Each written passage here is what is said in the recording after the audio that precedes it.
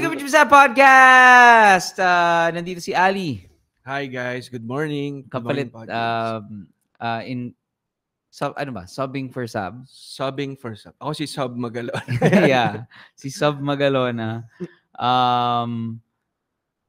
Naghanap ng school si Sub.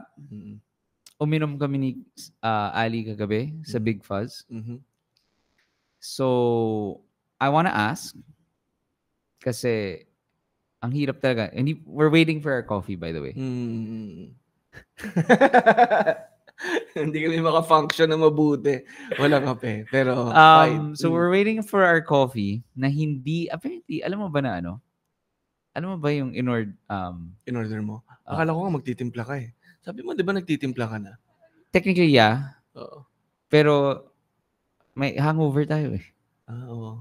So hindi medyo bangag ako eh. So, anyway, what I did for this morning, so I started, so may hangover nga kami. And the thing is, guys, when we say na may hangover kami, it's not like uminom tayo ng, how many drinks did you have? Dalawa lang ininom. Dalawa ka lang?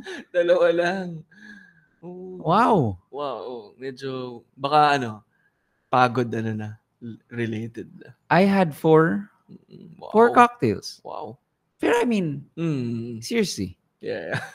Diba? I mean, cocktails, before, ang normal naman na gawain natin is like, have a whole bottle of whiskey. Diba? Okay, and then we could 6 bottles of beer. Ganyan. Ayan, never. I couldn't. So, anyway. So, I woke up after 4 cocktails. Again, in a cocktail is 1.5 to 2 ounces of liquor naman. So, parang one shot isang lang shot siya. lang yun eh. Yeah. Kasi like most people, like, sino dito, are there any playbackers na uminom kagabi? I'm just curious to know. Oo nga. Like parang, anyway, so 1.5 to 2 ounces, right? So, 4 lang naman yun eh. Ako nga, 2 lang eh. So, ang sakit ng ulo ko, guys. Sa totoo lang. Ang sakit ng ulo ko. Ganun ka ba? Medyo. Ako rin eh. Weird. Pero it's not because of Big Fuzz, ha? Oo, hindi eh. Matanda lang kami. Matanda na kami. Usually, you know why? We weren't, medyo full house kasi sa Big Fuzz kagabi.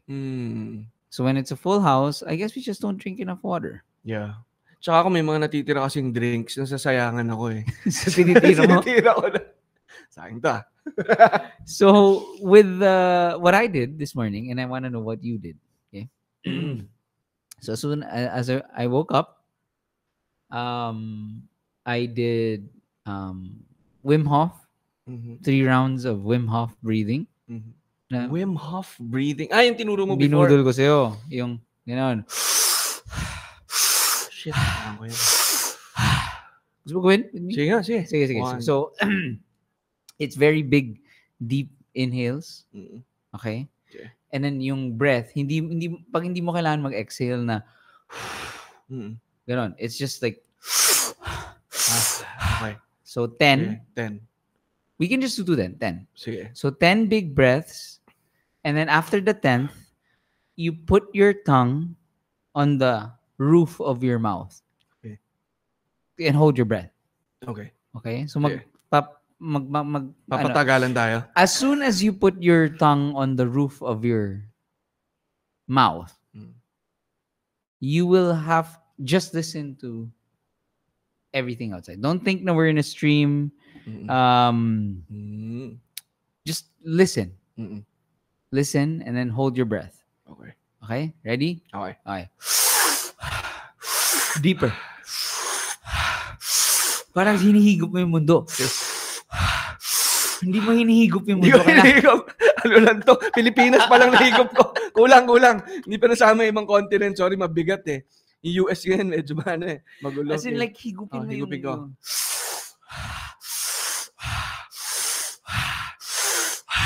And then, tongue.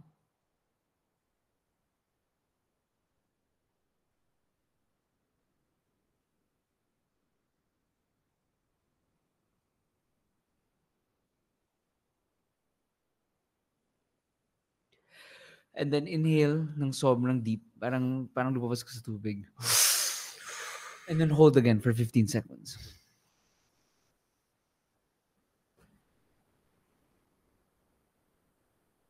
Parang hindi ka nag-hold. Okay. And then, long exhale. Mali yung ginawa mo eh. Bakit?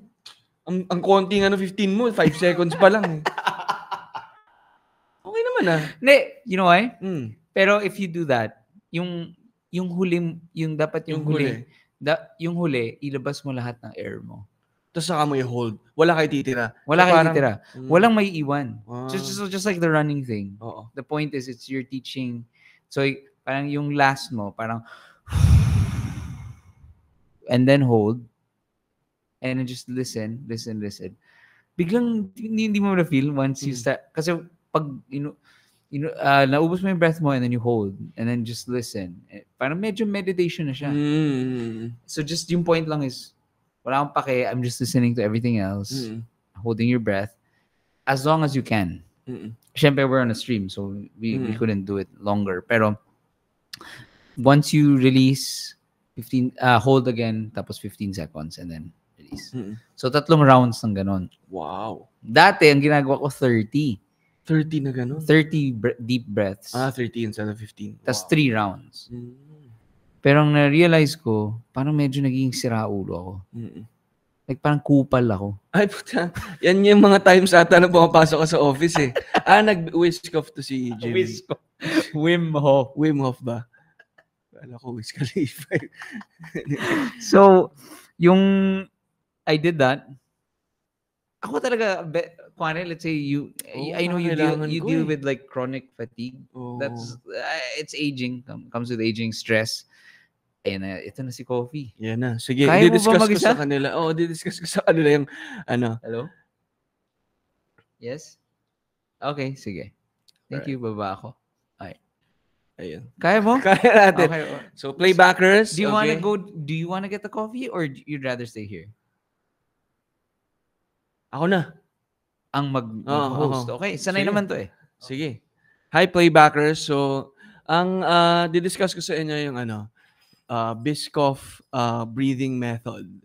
No? So, hindi, pero so, kumusta kayo dyan? Nababasa ko yung mga comments nyo. Pero, ayun, hello ulit. Ako si Sab Magalona. Pero, wala si Sab. Anong bagong drink sa Fuzz? Sabi ni Nick. Marami. So, sa mga hindi pa nakakabisita sa Fuzz ulit, we have a new menu. And ang ganda mismo ng menu namin. Plus, new drinks from the boys, the guys. So, sarap. Ang daming bagong drinks. So, Michelada ba yung tawag nung ininom ko kagabi? Wild siya, guys. Parang siyang Mexican drink. Michelada. Parang halo siya ng mezcal. Tapos, 2X na beer. Tapos, may Tabasco, guys. At saka Worcestershire sauce. Oh my God. Kakaibang drink. No? So parang para siyang supposedly refreshing drink, no? Pero very anong tawag dito? Parang ang tasty niya, no? Lasa siyang para siyang lasang sausawan ng konti. Pero drink siya, cocktail drink siya. Ang sarap. So, medyo yun yung ata yung medyo nagpa-amat sa akin kagabi. Pero yun, sarap ng inom namin sa Big Fuzz. Pero yun, I think more than parang more than the drink, yung pagod eh. Grabe, dalawa lang na inom ko, guys. My God. Sabay sama ng pakiramdam ko. Pero, ayun. Pero yun nga, kanina, sabi ni Jim na siya, breathing exercise. How I wish ginawa ko yun. At may konting meditation. Pero kasi yung yung Biscoff breathing technique ko ay lang, ganun lang. Hi! Ganun. Alam mo yun, pagising mo parang dami na namang kailangan gawin. So, hindi siya advisable, no? Yung Biscoff breathing technique. Kasi pagising mo talagang lang, Ito na naman, guys. So, ang masama din dyan, diretso ako ng social media. So, yun yung yun yung masama, guys. So, dapat yung ginagawa ni Jim na ino-observe muna yung surroundings. Pinapakinggan yung paligid. Ako, I'd rather, gawin yung sinasabi ni Jim na, hindi, yun yung sinasabi niya. Pero ako, parang pag nag-social media ka kagad, parang pinapakinggan mo na kagad yung ingay ng mundo. So yan, makikita mo na kagad yung mga balita, no? And syempre, kung ano yung algorithm mo, syempre ako mahilig din ako sa news. So, my God, mas-stress ka kagad, no? So anyway, ano sinasabi ko? Sa may science, parang tinuturukan sila ng E. coli. E. coli. Talaga? And then gagawin nila yung Wim Hof. And then the studies show na those who do the Wim Hof were able to battle the virus. Oh my God, E. coli. Ano yun eh? Poopy yun eh. Ayun nga. Galing sa colon natin eh, di ba? Pero anyway, yung point kasi nito is apparently you're taking out all the carbon dioxide in your body. Kaya oxygen ang pinapasok mo. And then yung last part, diba? So after that 10 rounds, and then you let go, and then you hold it. And then you imagine you're bringing the air in your brain. May ganon. So anyway, whenever I get a bit sicky, ginagawa ko to. Pero yun lang, warning. Medyo nagiging kupal ka. Yun may side effect. Yung side effect, hindi ko alam kung worth it yung side effect.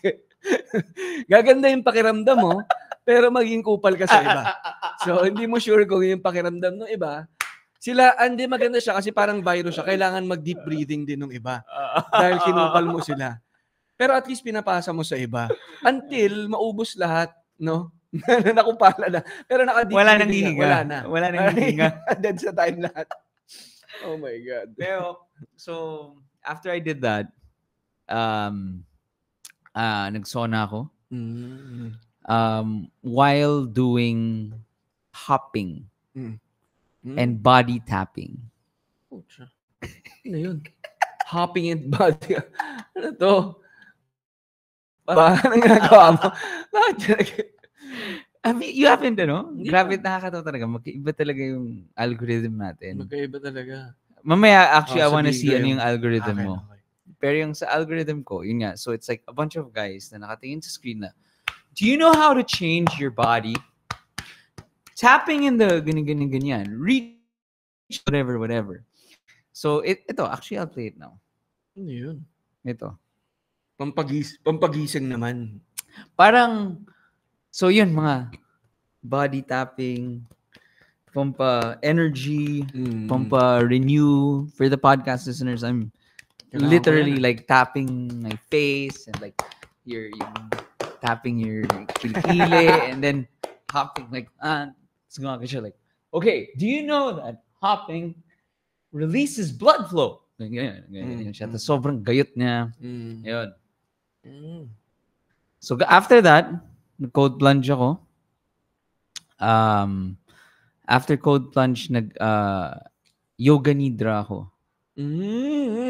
Naalala ko yan, yoga nidra. Di ba dati, nag-ano tayo? Yung nag-yoga tayo? Hindi ba? Ang yoga nidra, yun yung it's for the mind. Ikaw rin pala nagkwento ata niyan. So parang meditation din. Kung kulang ka sa tulog, scientifically, sabi ng mga ulul na to, na scientifically, the doing 10 to 20 minutes of that a day can offset yung lack of sleep. Talaga? In fairness, kasi every morning, diba, kinukwento ko naman sa'yo, every morning, the kids wake us up. So no matter what time we sleep, 5 a.m. gising. And the worst feeling is when you wake up and then you sleep again. So kaya like nagising kami ni Pancho. We play for like 15-20 minutes. And I'm like, oh shit, I need to sleep again. I sleep for like an hour. It feels like kulang ako sa tulog, sabog ako. So anyway, kaya ako ginagawa yan. And then, finally I went here. So I wanted to ask you, so that was after 4 cocktails. In fairness, hindi ako nag-paracetamol. Pero ganun ka, not even with a hangover, ganun ang morning routine ko just to be alive. Okay? Ikaw, ano yung ginawa mo this morning? Jumebs. Diretso. Doon na sa kama, actually, kasi di na umabot. Good morning, guys.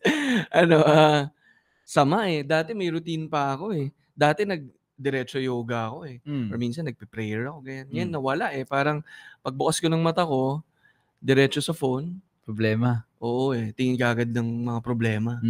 Pero kina-counter ko siya by sending virtual kiss kay Rich. Yan. May video. Meron yung Telegram na vlog, yung video bilog. Yan. Yung bilog na yan. May virtual kiss. Bilog. Ganda. Yan, bilog siya. So, yun. Tapos, usually yung ginagawa ko. Laugh trip sila. So, ganun talaga. Oo. So, tapos, nagsusona rin ako. Sona, oo. Nanonood ako ng mga past sona. So, lalo rin ako nasi-stress. In fairness, pinapawisan din ako. Hindi ako nare-relax. Pero yun, ganoon. Medyo masama yung routine ko lately Parang dati, sinet ko na yun Ang first na gagawin ko dapat, make bed. Dapat. Pero hindi that's the military thing. Oo, military thing. Sinasabi ng dad ko. To start the day, oo. You achieve something. Yes, yun yung sabi nung... Allow yourself to achieve something. At least good ka na. Ngayon, wala. Bro, parang isang linggo na atang hindi naayos yung kama ko. So, riot yung yung umaga ko lately. So, ganun. Tapos ngayon, siguro dahil nga medyo hangover, medyo late tayo, sinulit ko talaga yung tulog ko.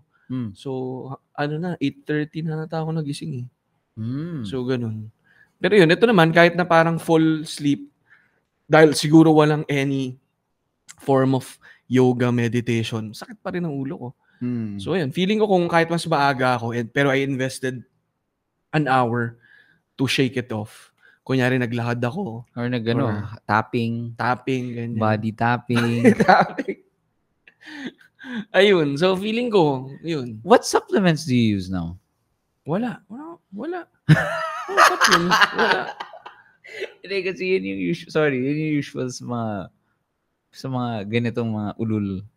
Yung mga science ulul. Kung ano-anong supplements. Hindi, yun yung puro ganun. As in like yung reels ko rin puro. The reason why you should drink magnesium. Tapos biglang next reel. Never drink magnesium. Oh my God, ano ba yan? Ganon. Ulul yung katawan mo yan. Ako, diretso beroka ako pagka tayo ko. Okay. Beroka pa rin pag hangover. Hindi, pero without hangover? Hindi, wala. You don't drink any vitamins? Excuse me. Vitamin C. Sabi nila still yun Yung vitamin C? So, ano mo nga ako dyan? Kasi yun pa rin iniinom ko everyday. Nararamdaman ko naman siya. Hindi. Hindi ako naniniwala doon. Parang, I do believe that like, marketing and whatever ploy most of this. Like, vitamin with collagen. You know? It's like, hindi. Parang, alam mo yun? So, yung kaya nga nakakatawa totoo nga sinasabi nga nila dito sa playback na it is a sign of aging. Kasi remember when you were a kid and you'd see your parents like, grabe itong machine nila na pill box. Diba? Like, daming iniinom after lunch. Parang kapagod, diba? Ako naman, ang natutunan ko, kasi we were doing that liquid IV thing. Yung parang E. coli. E. coli na naman pala. Oh my God. Yung tinuturok ka ng something. So, ang sinasabi doon is, technically daw, like when you drink vitamin C, that's like 500 milligrams, right? Sa totoo lang, yung na-absorb ng body mo is like X amount because you pee it all. Yeah. That's the difference between putting it in your veins. Yeah. So ako, ever since narinig ko yun from you, parang 1/10 lang kunyari ng isang pill. 10 na iniinom ko Para naman mag 10 out of 10. Ayun. Parang minsan lang napapansin ko. Sabi mo, Hindi. Papansin ko lang minsan parang bumubula ng konti yung bibig ko. Pero sabi ko baka lang to. Konting symptoms lang. So, with yung isang so morning routines, right? Yung even journaling, for some reason, I can't believe na hindi ka nag-journal. Oo nga eh. Here's my advice. Forget the notebook. Just have a note. Go on your notes app. May lock. Lock the note. And then, every time, just dun ka mag-journal. Pagising mo sa umaga, yun na yung go-to ko. Shucks. And I did all the screen, ano ba yun, mga screen rules shit. Na hindi naman gumagana kasi you just keep saying, like, ignore. Parang, not now or whatever. Pero, anyway. Ako parang gusto ko yung mag-journal ulit. Pero gusto ko talaga, Jim, na notebook ulit. Parang feeling ko lang, hindi lang conducive yung space ko. May excuse lang. Pero, hopefully, may table ako talaga na nakaset na dun yung pad na yun. And then, may mga fountain pen kasi ako. Wala lang, para lang makapagsulat ulit ako. You know what I realized though? Ang tagal ko nang hindi nagsusulat by hand. Yun na nga eh. Like, grabe, puro aging nga talaga tong episode na to. Yes, ako sakit ng dito ko.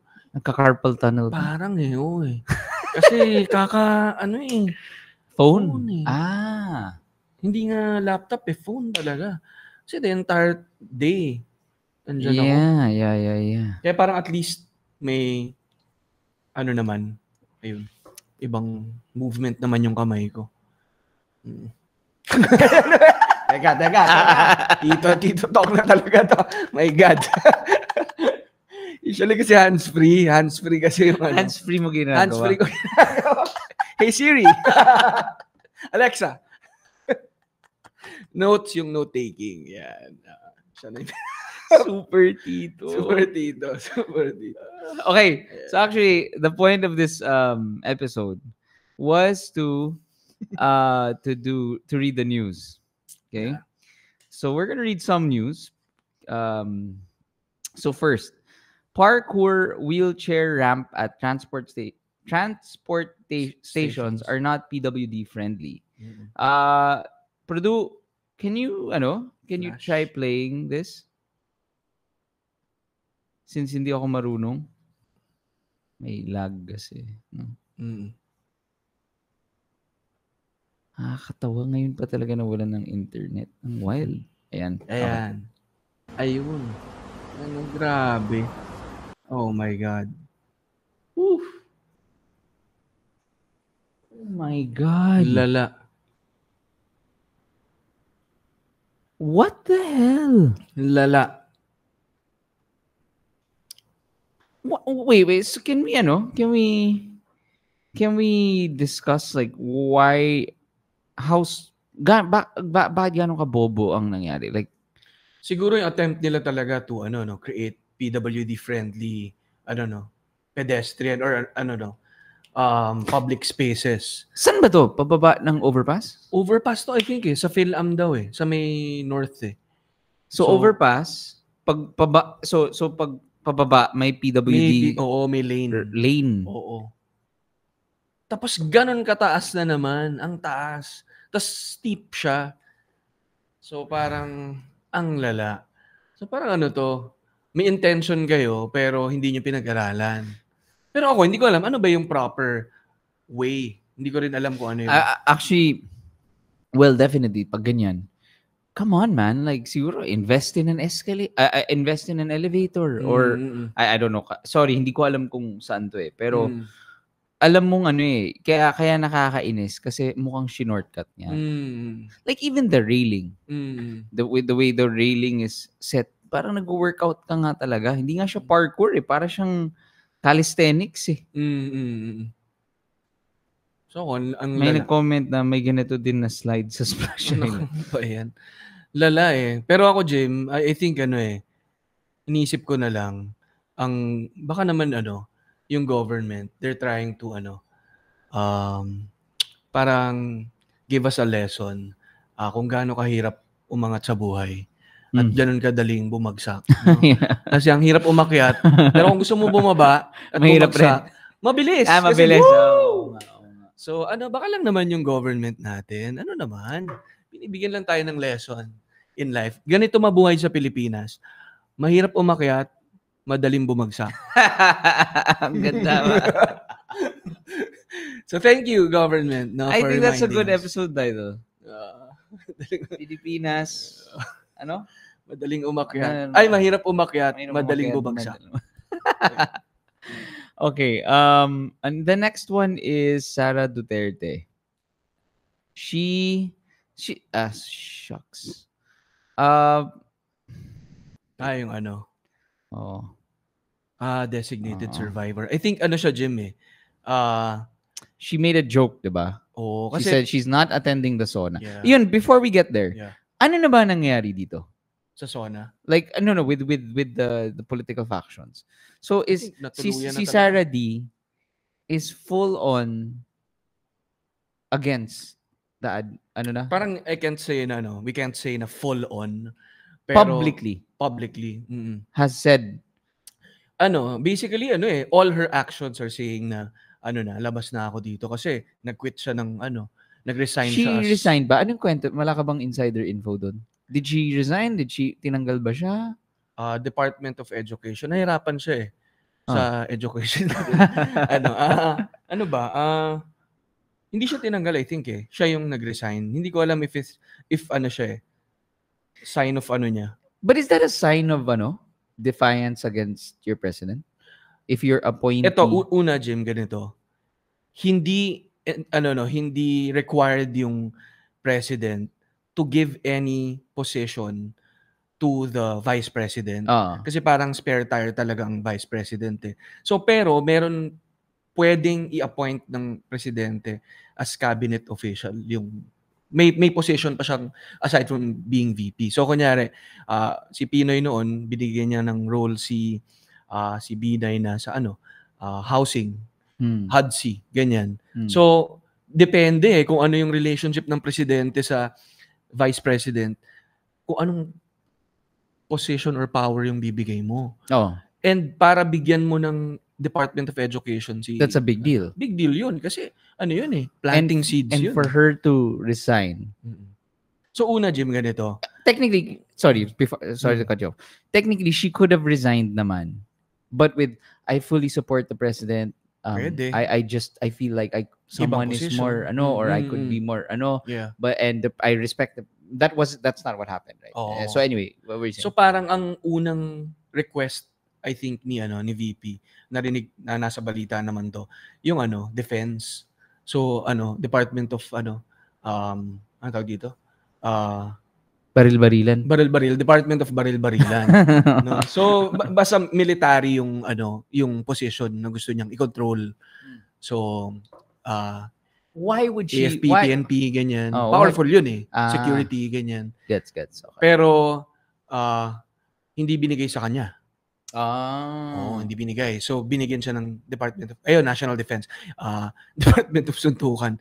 No? So magaling sana si VP doon, no?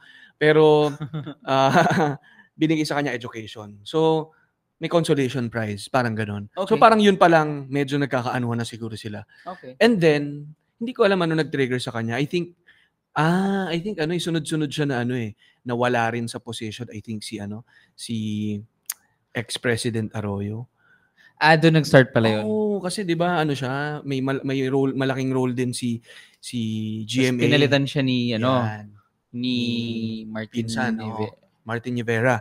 So asap, sabi ni Marvin, the one makes me happy. So sabi kasi ni Martin, asap daw. Kailangan palitan siya asap. So mabilis naman ginawa in fairness niya. So ayan na, may mga nag-share din na. Pero ayun, Jim. So ngayon si ang papasok, si Angara. Boy pa rin yun? Dad niya yun, nawala na. Siya si yung Sunny. anak, Sunny. Sunny with an O, right? Yes. Okay. So yun, pero yung dad niya si Muni Angara. Si Ed Angara na rin, former senator. Alright. Galing din yun. Pero ayun, so parang ako, ang gulo. Pero nag-dip yung ang balita, nag-dip yung yung ratings nila pareho, I think. Pero mas mataas ba si Sara? Yun ba? Pero yun, yung etong Despite the news, right? Na despite all the so is it pretty much saying that the Filipino people malakas pa rin yung clamor for the Dutertes? Meron pa ring hatak.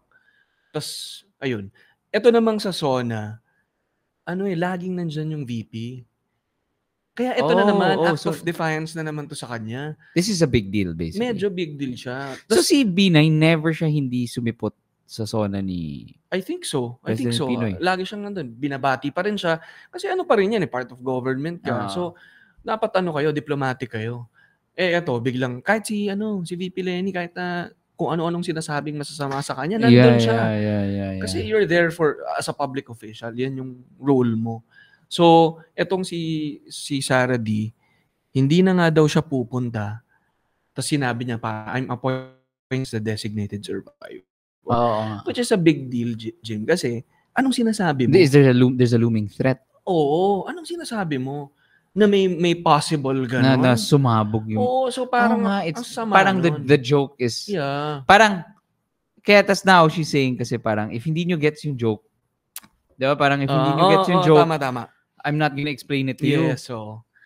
Parang, first of all, I guess siguro VP, parang, just so you know, yung access to Netflix ng majority of the Filipino people ay hindi ganun ka. They don't have access to cheesy shows. So ang ko is the mere and yung to explain the plot kasi of that show, which I tried one episode na sobrang baduy. Which I want to try though again. Ako parang okay naman nung start. Ang baduy ni Kiefer Sutherland. Kiefer, di ba? Kiefer Sutherland. Ang baduy niya talaga eh. Masyadong OA. Okay siya as Jack Bauer, hindi pa-nerd. Pa-nerd. Kasi yung point niya doon is he is like the whole government explodes in a bomb. And he is some random congressman or senator and then he becomes president the next day because he's the designated survivor. So Sarah making this joke is saying, may ganun pa. Na parang ako ang designated survivor kasi so syempre in fairness because not much people watch that show, right? Or know about that concept. Na ganun pala, right? And ako lang yung comments nga ng mga journalists dyan parang sa mga hindi nakagets. Sabi niya, do I have to explain it? Pero wala maka-explain kung ano bang ibig niyang sabihin doon Diba, ano ba talaga? Joke ba yan? Or kung hindi yan joke, ano yan? Mabuti pang ang joke yan I think it was a joke though. Oo, pero anong ibig niya sabihin sa joke na yan? Ano yung joke doon? Kasi may sinasabi yung joke na yun Hindi ba yung joke niya ay hindi ba, again, nagde-devil's advocate lang ako. Hindi ba ang joke niya is like, well, kung sumabog kung namatay lahat yan, ako na lang ako, at least may maiwan. At least meron, oo. Yun na nga, hindi siya magandang joke, no? Hindi siya magandang joke. At saka, well, ito na nga tingnan mo kung gaano ka triggering din itong mga sinasabi niya. Nagiging na siyang topics ng mga conversation sa mga news, programs. Kasi sinasabi, pag ni-research mo, wala sa batas natin na may designated survivor. Wala. Oo. Wala. So, ang meron sa atin, succession. So, at least another, series to. hindi designated survivor. Maganda naman. Pero may succession. Ibig sabihin, kapag nawala yung presidente, may next in line. VP. Pag nawala yung VP, I think Senate President, ganun. Pero walang designated survivor. Wala sa constitution natin. Ganon? So paano nga kung biglang binomba yung buong ayun na nga, parang mag-a-apply lang yung next in line. And then let's say VP was there. Let's say, buong Congress, Senate. So mauubos hanggang kung barangay sino yung captain, next. ganon. Oo, pwedeng barangay captain yung maging presidente. Ganon? Totoo, di ba? Pero kumbaga, kung sino na yung mga next. Kaya, kung talagang sasabihin natin na meron siyang gustong sabihin doon, ang point niya, at least may next in line na high official. Parang gano'n. High-ranking official. Okay. Pero yun, napaka unbecoming of a high-ranking official, of a VP to say Pero remarks. actually, nakikita mo rin yung difference though ha. Let's say, kasi you could see na ganyan na naman ang, obviously, ganyan naman ang style ni former president. Diba? Yes, Na yes. ma-joke. But the difference is, it connects with the majority ng Pilipino.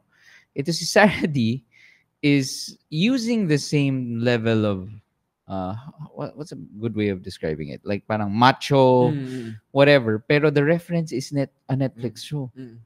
It's so disconnected from the Pero one of the lang naman to marami pa rin siyang mga hirit na connects with the masses. Gulpihin ko to. Yung mga tambalos-los, mga kung anong terms niya na naiintindihan ng masa. So, ako, I get your point na parang ako, kahit na clearly parang maraming kapalpakan or bakit umaangat pa rin yung isa dun sa isa? Kasi yung, kunyari si President, ganyan, parang wala siyang ganung spunk, wala siyang ganung mga controversial remarks na na pwedeng pag-usapan. Very steady. So parang may pagka GMA din, may pagka safe. So parang baka yun Si GMA, like I think most of our pod kids never naalala ko lang, bakit there was a time na, because nga siguro journalism during that time was more credible. And like again, the level of information that we got was very parang properly filtered. Fake news, wala. So when FYI kids, when GMA was president, yung level of scrutiny was high. Right? Like the way, because nga hindi siya kalat it's like everyone knew. So if like tomorrow, let's say if nangyari yung pandemic during that time, and then the next day in the newspaper it says na President Duterte closes na naman the thing without proper or opened the thing for despite scientific backing na don't do it, ganyan. Everyone was kind of, the factions were lang siya, parang pro or anti. Right? Hindi siya pro, anti sa ganito. So anyway, medyo napapalayo na tayo. Pero ang point ko lang is, yung biggest issue ni GMA was the Hello Garci. Right? Can you explain? Baka you can rin. Ay, hindi, walang video yun no? Yung Hello Garci, meron yun. Basically, nag-sorry siya. Merong may clip na tap na she was talking to the COMELEC commissioner. Si Garci was si Garciliano, Virgilio Garciliano. Was the COMELEC commissioner. Tapos parang basically, sinisingil na ni GMA kung kumusta na yung vote sa ganito. Hello, Garci, kumusta yung ganito? Nakuha na ba yung mga boto sa ganito? Ganun talaga, nakuha talaga. Na she was parang vote buying. Can we try? Tingnan nyo. Correct me if I'm wrong, guys. Hanapin nyo. Pero kaya siya nag-sorry. If you can, just stream it na lang when you can. Pero, yan, I am sorry. Oh, shit. Kaya siya I am sorry. So, basically, anong I am sorry? Nag-speech siya, tapos sinabi niya, I am sorry. Ibig sabihin, she was admitting na may ginawa siyang ganun. Yan, ito na. Yan. Conversation between Gary and PGMA on 10/13/40 hours, June 04. Hello guys, ma'am. Nag-usap na kayo ni Adalos. Ma'am. Okay. Mamamasyal muna daw ako sa Mindanao. Kaya nga kung ano man ang mga problema kasi tawagan lang ho ninyo. May problema sa South UP. Pero lokal. Kasi iba-iba raw pinaklaim ng COMELEC noon. Sino ba atin doon? Naku, ang importante na hindi madama yung sa taas. Hindi ho. Ako ang may hawak nun. Kasi ang issue doon, sabi ng Sean, dadalhin daw sa nila yung recount, pero sabi naman ni Isidro, dapat doon na lang sa munisipyo. Doon na lang, ho. Okay na yun. Ako may hawak niyan. So, hindi na-access ko yan sa taas, ha? Hindi ho. Sabi na lang, kung may exclusive, baka si Fernando po, bumandapan na naman daw doon, ha? Hindi ho.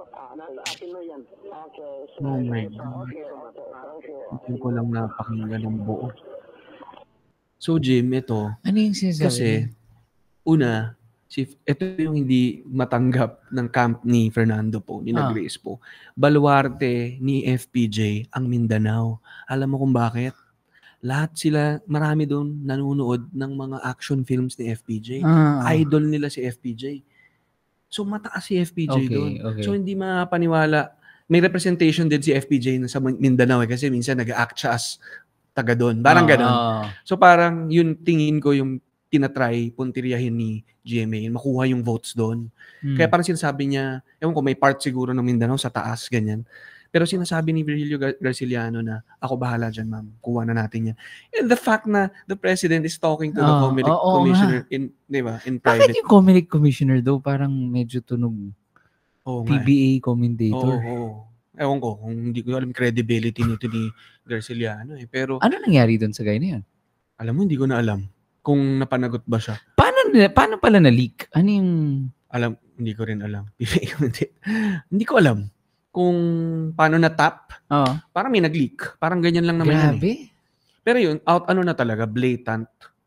So parang, ang sinasabi talaga ni na camp ni na Grace po, panalo talaga si FPJ. Pero, ninakaw sa kanya yung panalo. Yung what I can't accept kay Grace po though is yung, ano yun? I will continue my father's legacy.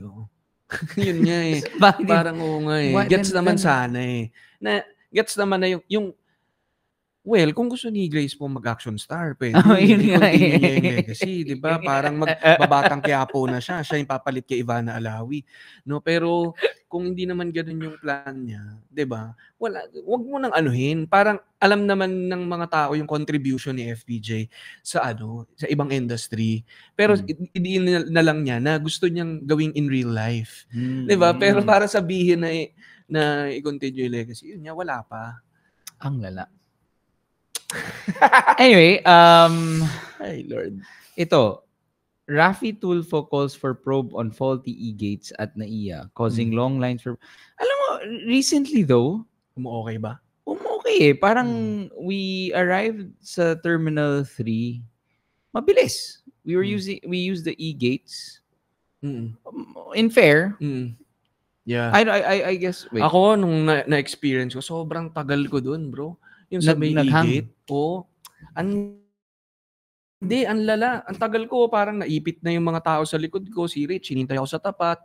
Maling ticket yung nalagay ko. Yung papunta, yung hindi pa uwi yung nalagay kong ticket. So, parang kasalanan ko ata. So, sabi ni Rich sa akin, next time kasi, itapon mo na yung ticket na yan. Tinatago mo. May sentimental value to sa akin. Trip natin to eh.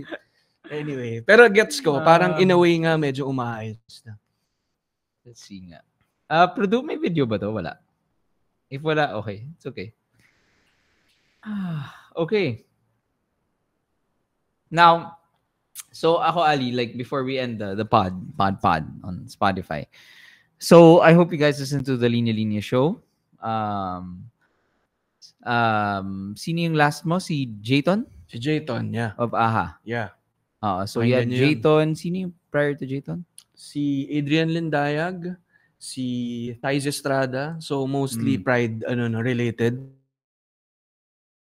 And then abangan nyo guys, tomorrow launch namin yung with Enigma. Oo nga pala. So, Astig. Grabe, medyo wild. He talks about how Flip Top started. Kasama yun. How it started and yung mga nag-sprout din ng mga bagong battle rap leagues. And nasa Big Fuzz kami. Okay. So medyo enjoy yung ganda ng conversation. So ka man, rap battle fan ka man, hip hop fan or creative, gusto mo lang makarinig ng something about the creative industry, yung ganda ng conversation. Okay. Yeah.